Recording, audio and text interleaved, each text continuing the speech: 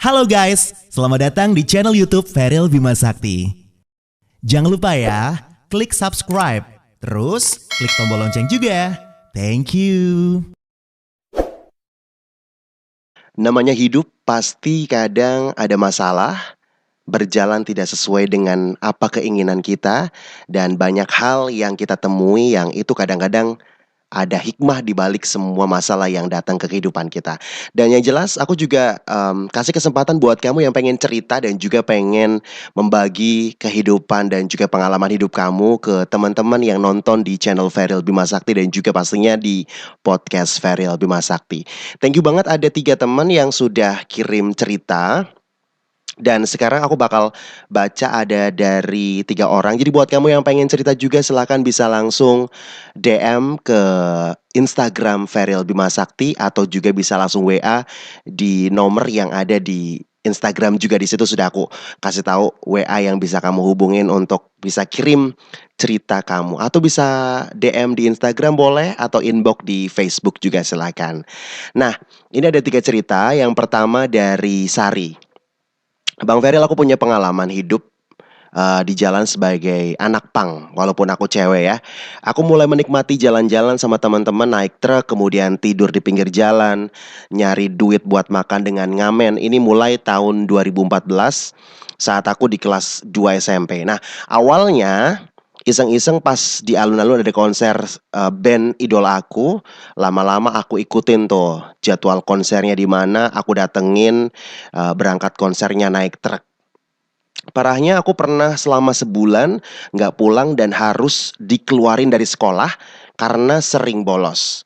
Semua itu aku lakuin karena di jalan aku dapet banyak temen, kemudian bebas dan happy bisa kemana-mana. Bisa dibilang itu semua karena aku ngerasa nggak betah di rumah, orang tuaku sering berantem, bahkan salah satu dari mereka ada yang ketahuan selingkuh. Aduh, orang tua pernah masukin aku ke pondok pesantren, tapi itu bukan sebuah solusi begitu ya. Tapi yang aku butuhin itu cuman pengen suasana rumah yang nyaman biar aku juga betah di rumah dan tumbuh selayaknya anak-anak lain. Hidup di jalan itu macam-macam rasanya karena pernah ditangkap Satpol PP, kemudian mabok pernah, minum komik sampai puyeng juga pernah, semuanya udah aku rasain. Sampai akhirnya aku ketemu dengan seorang yang sekarang jadi suami aku.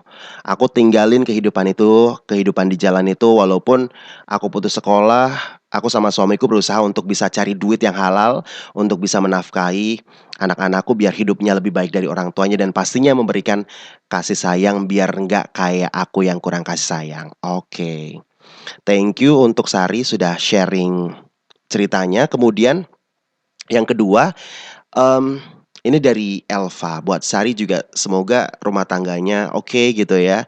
Pengalaman kamu yang punya orang tua yang mungkin sering berantem, bikin kamu nggak betah di rumah, semoga sih tidak tidak kamu ikutin. Jadi anak-anak kamu tumbuh sebagai anak-anak yang baik juga. Elva, thank you sudah kirim WA juga ke aku dan sudah cerita juga. Jadi dia tuh pengen cerita tentang usahanya. Bang Feryl, aku punya usaha pangkas rambut dan salon kecil-kecilan nih Bang.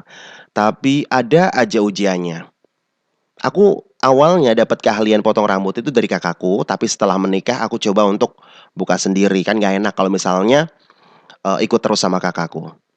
Aku menyewa tanah kemakmuran desa yang saat itu kosong dan gak dimanfaatin oleh desa.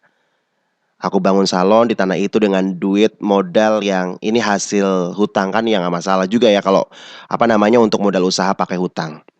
Pelan-pelan aku komplitin alat-alat salonnya, kemudian salon baru jalan 3 minggu nih Bang, sudah ada cobaan. Motor aku hilang di depan salon. Ya sudahlah, udah salon lagi sepi, motor hilang, gimana nggak sedih coba. Salon baru lumayan ada pelanggannya setelah 1 tahun berjalan. Baru udah mulai jalan, belum juga 3 tahun. Ternyata desa udah nyuruh aku pindah karena bakal dibangun pasar desa. Aku cuma dikasih waktu seminggu buat ngosongin area tersebut dan salon yang aku bangun pelan-pelan harus digusur tanpa ada biaya ganti rugi. Modal buat bangun belum balik, aku juga harus pindah. Terpaksa aku pindah ke rumahku yang sebenarnya masih belum layak ya karena dindingnya pun masih batu bata yang belum diplester. Terus terang aku sedih banget, kondisi keuangan carut marut karena punya utang yang buat bangun salon yang digusur sama harus bayar cicilan motor yang hilang itu. Tapi aku bersyukur sekarang usahaku udah lumayan berjalan dan juga sudah mulai banyak pelanggannya kurang lebih ya. Kalau sehari bisa yang potong rambut tuh 15 orang. Pelan-pelan aku juga lunasin utang-utangku dan ya pokoknya semoga sih ada juga yang mungkin mengalami masalah kayak aku bisa termotivasi juga. Begitu ya ceritaku Bang, aku kalau kalau cerita masalah ini tuh masih pengen nangis karena ternyata banyak orang yang tega dan nggak mau tahu masalah orang lain. Tapi pasti semua ada hikmahnya karena Allah mengirim ujian itu komplit dengan solusinya. Thank you banget buat Elva sudah mau cerita juga tentang salonnya ya, bisnisnya ya. Semoga lancar. Besok kapan-kapan aku main ke situ kalau misalnya mau potong rambut ya. Oke, thank you juga buat Mas Wiwit. Ini katanya mau cerita juga tentang aku yang ditipu istriku. Bang, ternyata dia tuh udah hamil saat nikah sama aku dan aku tahu hal tersebut seminggu setelah kita nikah. Jadi ceritanya gini, waktu sekolah aku pernah pacaran sama dia selama kurang lebih 3 tahun. Setelah kita putus, kita lama lost kontak nih. Kemudian setelah sekian lama, aku ketemu dia lagi lewat sosial media.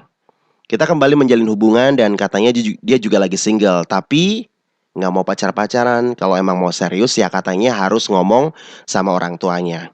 Aku beraniin buat ngomong ke orang tuanya dan ternyata orang tuanya juga merestui hubungan kita.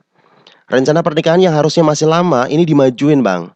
Aku emang jarang ketemu sama dia, tapi aku yakin sama dia karena perhatian banget sama aku. Kalau chat, selalu ingetin sholat, dan pokoknya solehah lah, perhatian gitu ya. Tapi anehnya saat kita ketemu dia tuh sibuk dengan handphonenya. Kayak mau ngobrol aja males sama aku. Nah, kemudian aku juga gak curiga saat dia meminta untuk memajukan tanggal pernikahannya. Kemudian kita nikah dan setelah nikah aku ikutin dia ke Jakarta ke tempat dia kerja karena cutiku masih ada jadi masih bisa nganterin lah dia ke Jakarta sekalian buat honeymoon juga.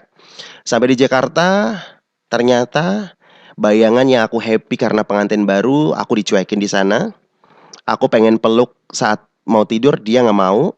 Apalagi aku ajak buat ya berhubungan suami istri layaknya pengantin baru. Semakin lama semakin parah.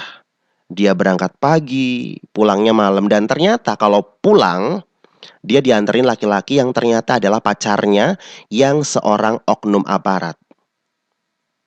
Dan kagetnya lagi, dia sudah hamil dengan pacarnya itu. Aku sudah berbesar hati untuk menerima dia dan anaknya nanti. Tapi ternyata dia malah pergi ke Bandung bersama laki-laki lain yang udah beristri dan ini untuk menggugurkan kandungannya.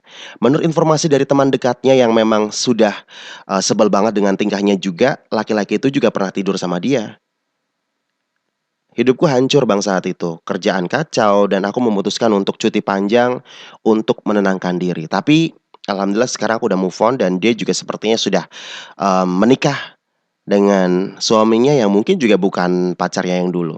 Oke, gitu aja ceritaku. Thank you buat kamu, Mas Wiwit sudah ikut cerita juga. Jadi buat kamu yang pengen cerita boleh juga ya, tinggal langsung DM Instagramnya Feril. Buat Mas Wiwit, semoga dapet jodoh yang lebih baik, kemudian bisa move on ya, melupakan semuanya dan juga harus lebih berhati-hati juga dalam memilih jodoh. Oke, semoga 3 cerita tadi juga bisa ada hikmahnya buat kamu ambil manfaatnya juga. Jadi kamu bisa langsung lihat cerita ini dan juga dengarkan di Spotify di podcast Feril Bima Sakti dan juga pastinya channel Feril Bima Sakti. Buat yang belum subscribe jangan lupa subscribe, kemudian klik like, klik tombol notifikasinya juga dan share juga. Thank you dan ketemu lagi di konten selanjutnya. Bye.